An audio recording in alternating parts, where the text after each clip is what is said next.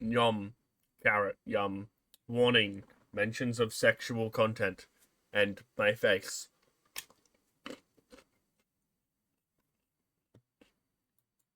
Quick but very necessary note, we're only talking about fantasy in this video.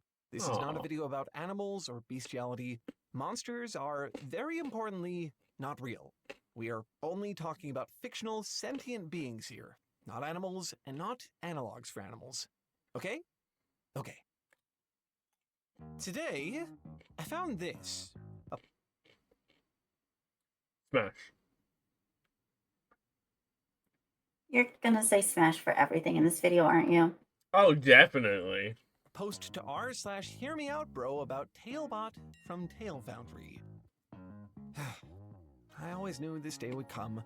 I've seen the kind of fan art you people make. It's really not news, is it? Like, I'm really not surprised by this. Hear me out is such a popular exercise, it's just part of language at this point. You expect to see this kind of thing on the internet. What I didn't expect was to be so fascinated by it. After I found this post, I did a little bit of digging like I tend to do. Did you know that there's an entire subculture around this? I don't mean like a... I honestly thought someone's just gonna have like Stonehenge on there. Hear me out. Stonehenge. Thoughts? R34 Stonehenge. Oh? or a Discord server, I mean a serious capital C culture, which you would never know by the epithet they themselves have adopted. They're not just people memeing on the internet. They're not just horny fans of a fictional character. No, they're monster fuckers. That is what they call themselves. Yeah! I'm recognized! Tally's been recognized! Yeah! Part of the reason I feel really compelled to talk about this is because it's not really a niche thing anymore. It has entered fully into the popular consciousness.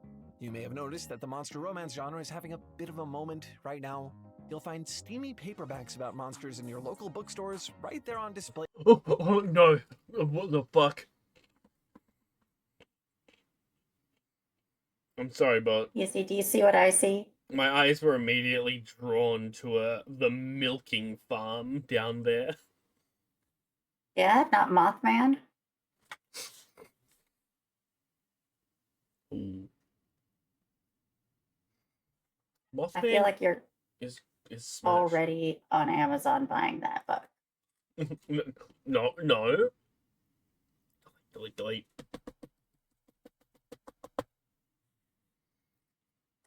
Out in the open. Robert Eggers' Nosferatu and Guillermo del Toro's The Shape of Water are big-budget cinematic masterpieces that feature monster fucking as a major plot point. Yes, as it should.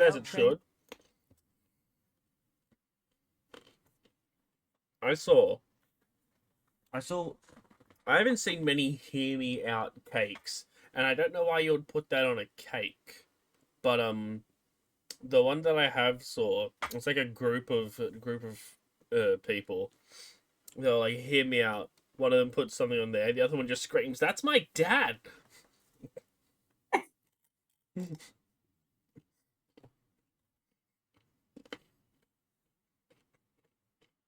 And honestly, I forgot what he looked like. Where people compare their weirdest fictional crushes blew up last year. You might remember all the cakes. I'm sorry, you say weird, but I don't see anything weird yet.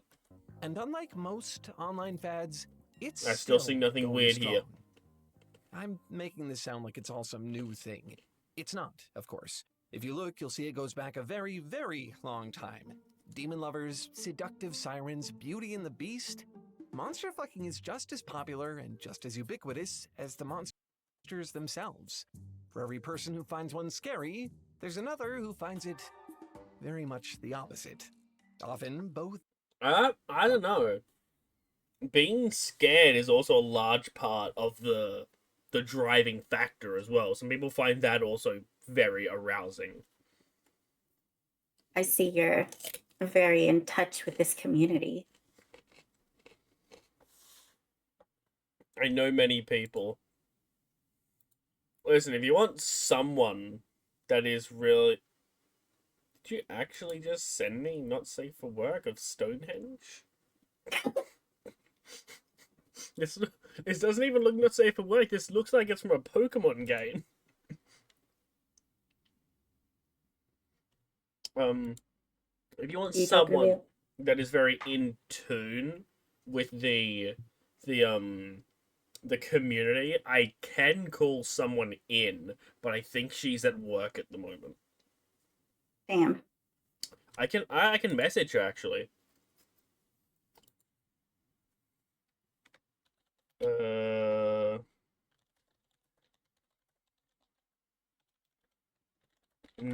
But can you make some conversation while I send the message?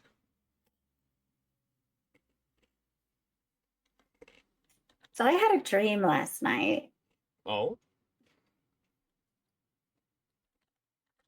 It did not involve monster fucking.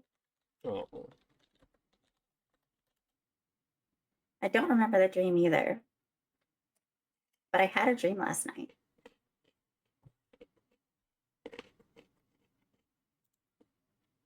Dreams be kind of funky.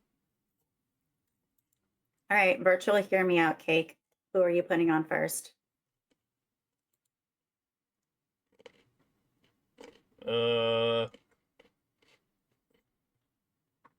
Mothman. Okay, expected. You? I add Daddy Puck. That's a good one. And I raise you the YouTube play button. Did once. Until now, I just kind of thought this was all a joke. It seems that way from the outside. Most conversations... And or that fish on the left right there. The left Damn. fish. I want me a nun. What do you have against right fish? I want What a did a right nun fish ever do to painting you? with left fish. Nun pizza left fish. about monster fucking kind of is, even among the monster fuckers themselves. But it turns out, the actual act of fucking a monster isn't really the thing here. There's a lot more to it. There's a legitimate reason, many legitimate reasons, why this fantasy appeals to so many people and has such staying power. Because they're after hot. Spending truly far more time than I ever thought I would studying it, I've got to say, monster fucking kind of makes sense. One of us. One of us. One of us. One of them. Oh. Don't worry. If you don't get it by the end of this video, you will. Just hear me out. We are converting Tally.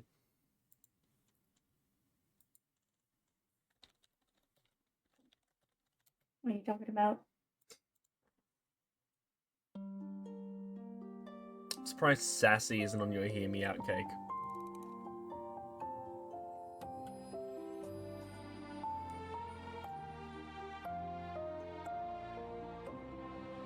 I've seen a few of this guy's videos. They're really well done. Very relaxing. One thing really quick before we start the video, I just need to say, the Tail Foundry community is full of freaks. 100% certified nasty little creatures. While we were working on this video, our team asked them for their thoughts on monster fucking, asked for their hear me outs, and just things got wild. A huge thanks to all our supporters who joined in on this freaky little escapade. So fun to read all this stuff. If you didn't know, this is also just a thing that we do. Everyone who supports us gets to join the Tail Foundry team to chat about videos we have in the works. Oh, hell yeah. It's so much fun and honestly That's really cool. so helpful. Sometimes we get entire video ideas, like this one, just by having these conversations. If you want to join in, just go to thetailfoundry.com/support. That's really hope we'll see cool, you there. actually. Now, back to the video. A while back, we conducted a survey that I think some of you might remember. We asked our audience which monsters they found attractive. The results were interesting. Of course, there were your typical vampires and werewolves, but a lot of you wrote down Pyramid Head, Cthulhu. Yeah. Yeah, no. Yeah. No. Well, I didn't know. Would you consider Honestly, Pyramid both Head of those would be on monster? my hear. Honestly, both of those would be on my hear me out. Oh, yeah, no, 100%, 100%. Would you? I mean, technically, yeah, he is. Pyramid Head is monster, but, like, he's just a guy with a triangle head. Like, he's just. Like, that is, like, the only, like. I don't know. I would say if there's, like, very. The xenomorph. Yeah. The way. I feel like Pyramid Head vampires are like a gateway into monster fucking. Because, like, then you get that, you know, they're, like, mostly human. Yeah. And then you eventually dive down into Cthulhu. So what I'm saying is one of us. So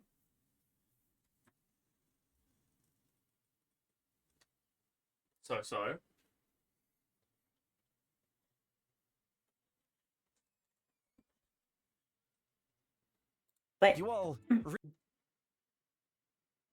okay, I'm thinking about this. really liked the xenomorph.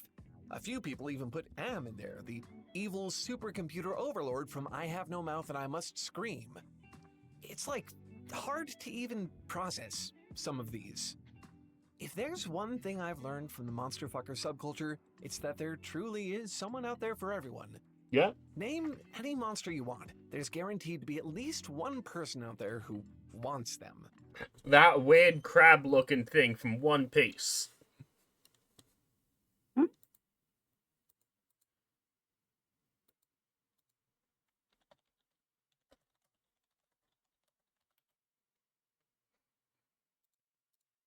One thing I keep hearing is that the sheer variety is part of the appeal. There are countless monsters to choose from and countless ways to fantasize about them. The one thing every monster has in common, though, they're pure fantasy. So far removed from reality, you can imagine being intimate with them in any way you want. Which means that, scary as they may be, monsters are actually a relatively safe way to explore your desires. Although I myself have precious little experience with it, I gather that intimacy is really hard to figure out, even between humans. Yeah. When you look at another person, it's hard to tell what they're like on the inside. How can you tell if someone... Unless you cut them open, of course. In which case, very easy to tell. No, is really your type? we're all the What if you same on the fall in love with inside. someone only to find out that they aren't who they seem to be? Monsters aren't really like that. They don't really have that much to hide. 9 times out of 10, you can look at one and immediately tell that it's a monster. They wear their fangs on the outside. Me When too. you put it like that, I've been it arrested a few almost times makes them because of that. sound Yeah. more Wow. than people, doesn't it? Monsters only exist in your imagination. They're safe and knowable. Unlet. Okay, so I've seen the Five Nights at Freddy's animatronics. Like it's a thing. And I've seen, like, you're saying, like, they're just fantasy, but I would say to a point. Things like robotic, we're getting to that age. There was this guy that I saw. I think it was a few people. They were just, like, making, basically, the animatronics. Like, Yeah. like one-to-one, or something similar to it. And then there was another guy making, like, a Terminator or some kind of shit like that. And let's have like a robot war or some shit. In a way, That I sounds like suppose you could say an it's excessive waste of money. easier to fuck them. Yeah. If you really want to understand monster fuckers, there's one movie in particular Also, the I've heard is person pretty much cannot join us. They are busy. required viewing. It's a little 2017 flick directed by Guillermo del Toro called The Shape of Water. The film was, forgive the pun, a bit of a watershed moment for this culture. It was a piece of mainstream media that treated monster fucking as a legitimate fantasy, a mature fairy tale where the beauty gets her beast and they live happily ever after. I've not It's seen not The Shape treated of as Water. a joke for once, or as some sort of exotic fetish. It's a metaphor, and a good one. The Shape of Water is very interested in the concept of otherness. It's what compels the romance at the heart of the story. Eliza, a cleaning woman at the research facility where the majority of the story takes place, is mute. She's mistreated by her superiors who look down on her because she can't speak. One day, a mysterious tank arrives at the facility containing a fishman captured from the rivers of South America. Yeesh. He suffers cruel experiments at God. the hands of the Colonel, the same man who torments Eliza. From their very first meeting, Eliza and the fishman feel a sort of kinship. Neither of them can communicate with words. They both know what it's like to be the other. To Eliza, the fishman isn't a monster. He's sensitive. He's caring. He's able to look past her disability and see her for who she is. Oh. I move my mouth like him, she signs. I make no sound like him. What does that make me? They may both be treated like outsiders by the rest of society, but in each other's eyes, they're just two misfits in love. I think that's why the monster romance in The Shape of Water works so well. The fishman is Eliza's fairy tale prince, gills and all, but he is, importantly, still a monster, still the other. The story takes place in Cold War-era America, amid a culture of distrust in anything different. And within that context, the fishman is as different as you can possibly get. Eliza's love can't change that. Stories like This The Shape is of Water really prove that the monster can be interesting. I don't know recontextualized anything about into a this lover movie. while remaining a monster. Oh. Not every monster romance story is like that. The fishman feels somehow different than the monsters in, say, Monster Musume or Sucker for Love. Have you played Sucker for Love? No.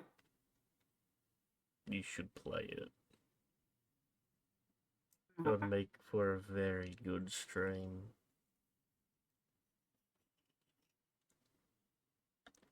And you could say it's because he looks more like a monster. An otherwise conventionally attractive anime girl with some tentacles, or horns or something. I find monster a difficult term to apply there.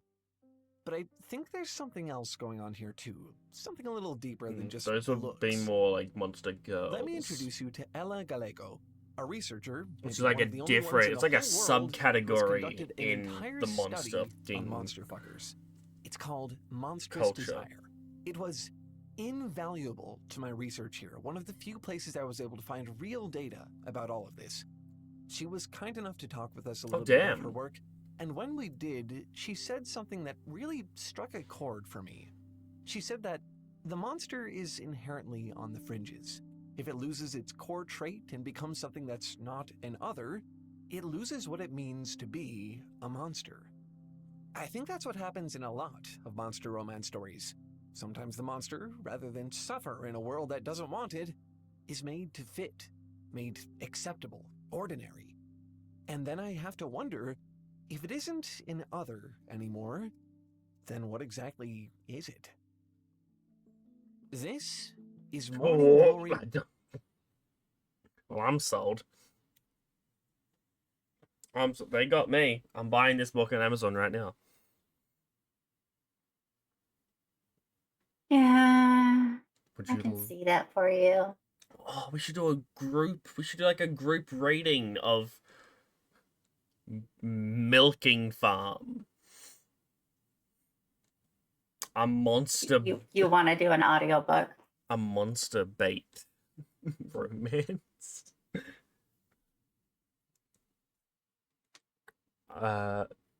Sure. Milking Farm by C.M. Nacosta.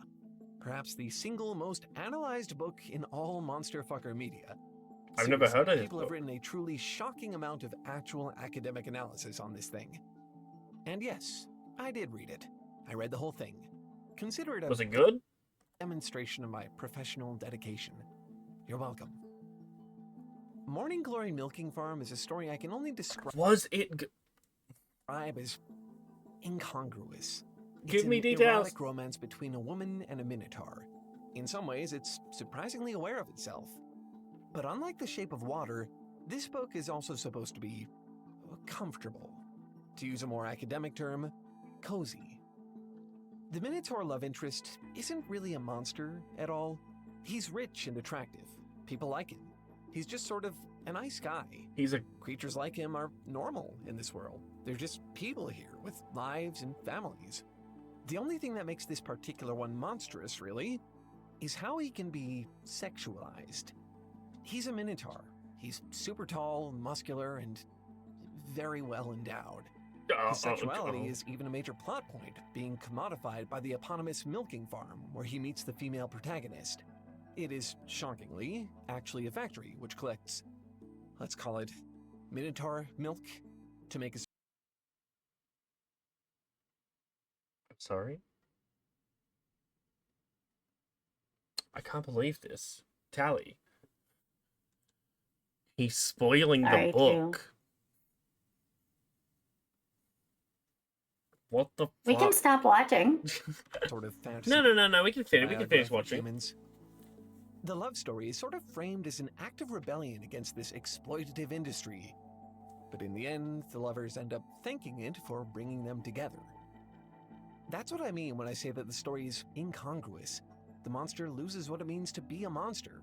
Morning Glory Milking Farm intentionally flirts with themes like class, gender, and politics, but it never meaningfully addresses those issues in the way that The Shape of Water does. If it did, well, it wouldn't be so cozy anymore, would it? I'm not saying that every monster story needs to be some sort of social commentary, but every monster story is, in some way, about otherness. The Shape of Water offers a way to reflect on how you might relate to that otherness. Morning Glory Milking Farm fetishizes otherness, presenting it as safe and desirable. These stories are both monster romances, but they speak to very different fantasies. It all comes down to context. Many large. Where are the monsters, and what is it that makes them monstrous? This is what monster fucking does. The very exercise of indulging this fantasy is, at the same time, an interrogation of your own boundaries, your experiences, the culture and the world that you live in. It's a fantasy that requires the deconstruction of those boundaries. That fucking lobster. Fucking lobber. I'm distracted now. I've also lost my mouse. There we go. In a Fucking very lobster. real way, monster Smash. fucking is the act of towing the line at the edge of your world, But like, where the as in monsters kill. are. I want lobster now. I mentioned the hear me out trend earlier, the one where people compare their weirdest crushes, the cakes. Well, there's one thing I Fuck do you mean weird? That... I think that's a very normal one to have. That car. Very normal. Also... She doesn't look normal. I just want to say. Uh-oh. didn't mention about this trend, and that's just how intense it can get. You'll find a lot of strong opinions out there about what even counts. I'm sorry, but if your weirdest crush is fucking Tarzan... I just want to say that the guy on the left just put Dobby on. I didn't want to comment on that. I really didn't want to comment on that. If Smeagol isn't next, I'd be disappointed. The guy on the right put a lick of tongue. To hear me out at all. For some, the Beast Yeah, I from didn't see Beauty and that. the Beast is unconventional enough to qualify. Others will tell you that he's not that weird, and the real hear me outs are like the great ones from Bloodborne or something. Yeah! Have you Tally, Smash. smash up. Smash? I say it, yeah. Side of this discourse that frames the hear me out as a test of Oh. morality. If your hear me outs are too Oh, the basic, kiss. the argument goes, then you're a narrow-minded prude, or even worse, intolerant of people who are different from you. It's a lot. But remember, monsters are dependent on context, which also means that how you define a monster depends on the context you come from. I found this illustrated really well in a Tumblr blog. Shocking, right? Oh. It's called the Hear Me Out Worthy poll. The way it works is a little unique. People don't actually vote on whether or not they think a character is hot. Instead, the point of the blog is to see if it's even worth debating. In other words, it's a bunch of Tumblr weirdos, bless their souls, trying to figure out what might qualify as a hear me out to a normie. What would you say is a hear me out? Something that I'll say like 80% of the population would not find attractive. Mm. Not something that's like, it's not like a smash or part. Like, here's a pretty good, it's a pretty good, See, thing. this is what this is. Yeah. This makes sense because Yeah, like, Lady Dimitrescu is not a hear me out. right, she is a That's just a smash. conventionally attractive person, just happens to be 8 feet tall. Yeah. Right?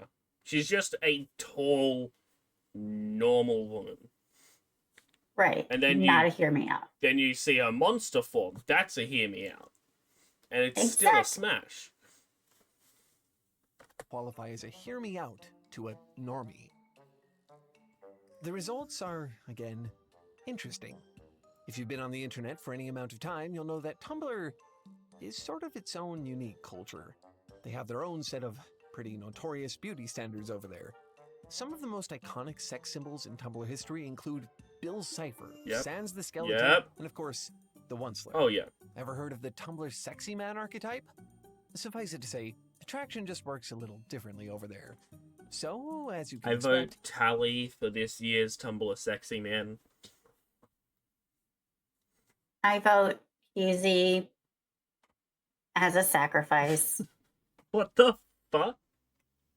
When they try to decide what a normie might find attractive, well, I'll let the polls speak for themselves. According to Tumblr, some obvious normie hear-me-outs would include Death from Discworld, the tall gargoyle from Disney's The Hunchback of Notre Dame. I would not find that. I would not say that's attractive. What about Gonzo? That either. Like, I would not find, like, if we're going for hear me outs, I would include Gonzo on a hear me out, because that is not something that 80% or more of the population would find attractive, right? That is a very niche. This is exactly. Yeah, they're talking about hear me outs here. But like Death from Discworld, like, I would not consider that a hear me out, just because it is essentially just a Grim Reaper, right? Mm-hmm. I would say that a lot of people would find that. A lot of people could possibly find that attractive. Mm-hmm.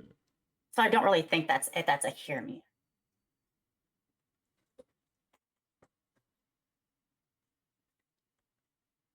Interesting about hear me out as a trend. More than anything, it shows what individual people consider to be monstrous. It also reveals something about the context they're coming from, and how that context determines. Does this mean that he just called Gonzo a monster? 100%. Also, I can't tell. What is that one they just added? It's a piece of paper. That is just a straight up piece of paper. Are you sure that's not Tally from South Park? To them, it's a contentious trend because of how personal it is and how many different opinions are involved.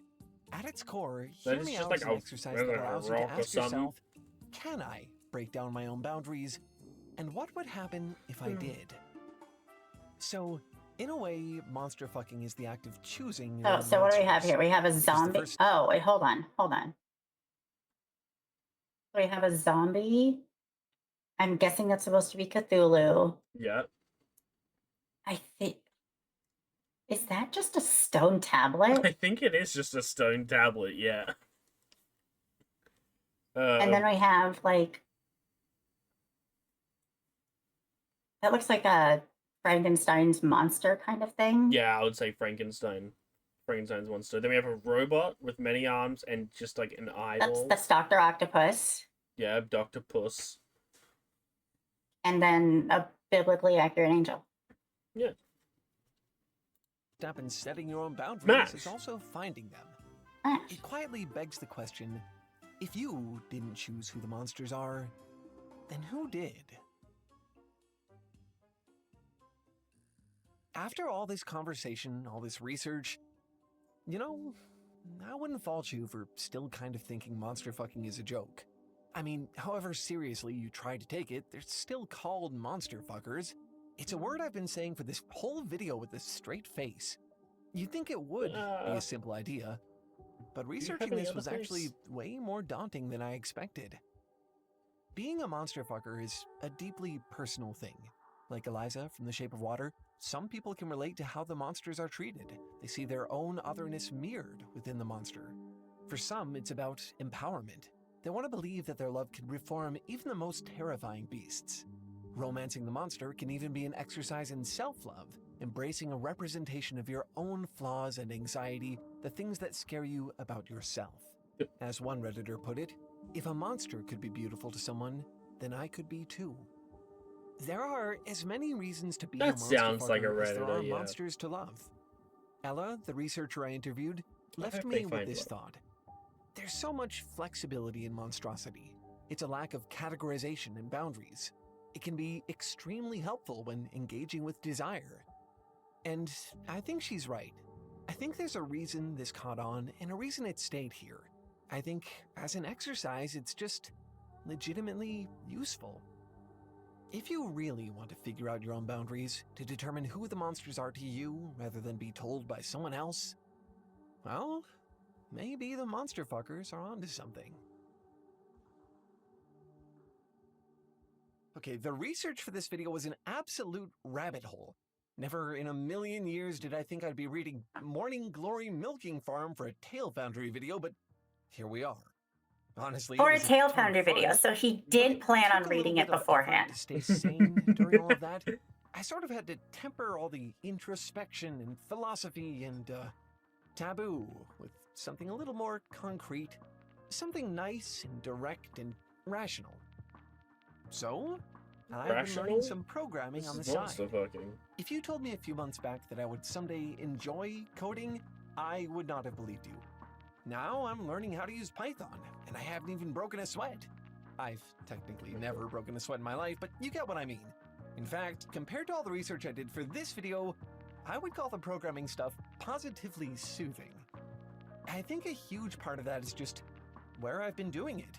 All these clips I've been showing you, Yeah, they're from an sponsor. app you may have heard of before. An app called Brilliant, designed exactly for this kind of I've learning. heard of Brilliant. Whether I've genuinely. I have not heard of Brilliant. I have. you're I've an genuinely expert or a considered beginner it like me, before. you can start at your own level and work at your own pace. 5 to 10 minutes a day, whenever you have a little Already spare time. downloading it. It's like a Thank real you, Tail. legitimate education right there on your phone or your computer. To give it a try, visit brilliant.org/tailfoundry or scan the QR code on screen. Yeah, it's You supposed can to actually help get with like. started for What I saw, it's supposed to help with like coding and math. Is mainly what I saw. And math. And math.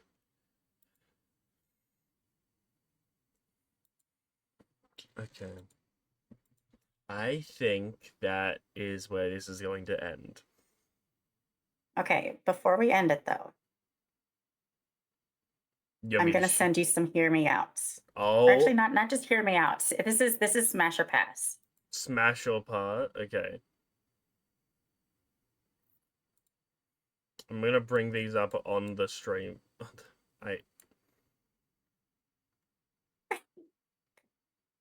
That's a pass from me. Ah. That one is a pass from me. All right, fine. Fine. I'm very sorry, Then- Kelly.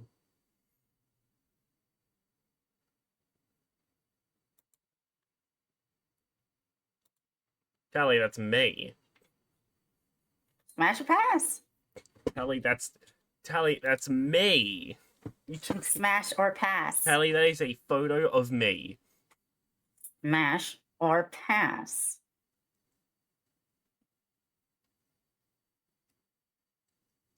No.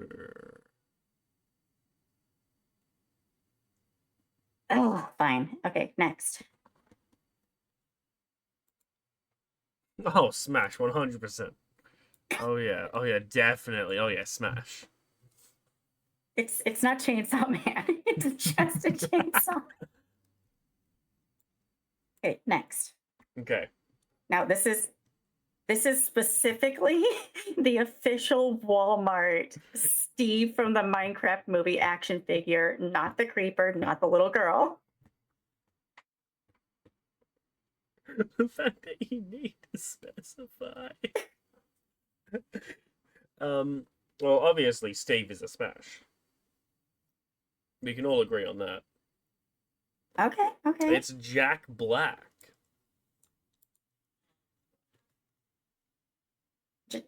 Jackson Blackles. Got him. No. Okay, what are you sending now?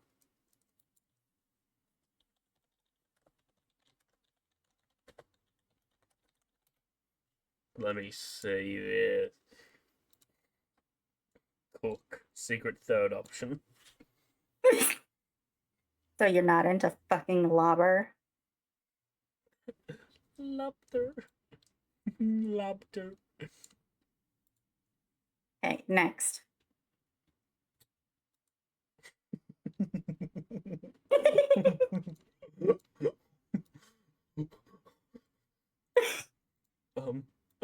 Tally. Tally, please. Bitch, please. Please. What the fuck is this? What is that? It is a 3D printed Dwayne the Caterpillar Johnson. Tally, no. Tally, stop. Please. Tally, no. So it's a no. It's a pass, yes.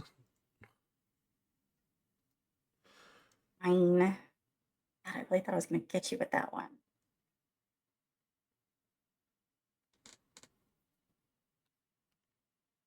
Okay, and last one. Last one, okay.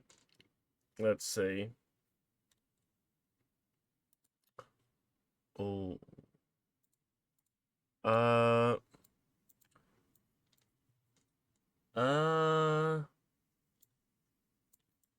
What is the weapon that they have? 3 katanas. 3? That's 3 in there.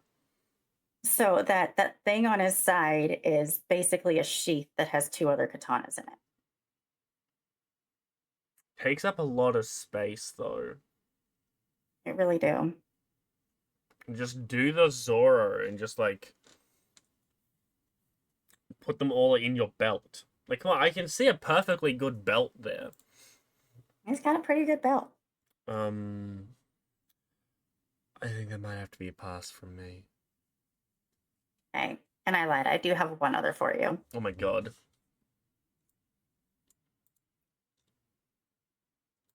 Donald Trump. That's a banana. No, look at the hair. It's obviously Tally has a fucking banana. You combine 2 things I hate. Bananas and nuts. It's Donald Trump. I don't know what you're talking about. It's a pass. A very hard pass. Actually, it looks like it would be pretty soft. Maybe going in. Okay. And with that, we're gonna end it. Good night, everybody.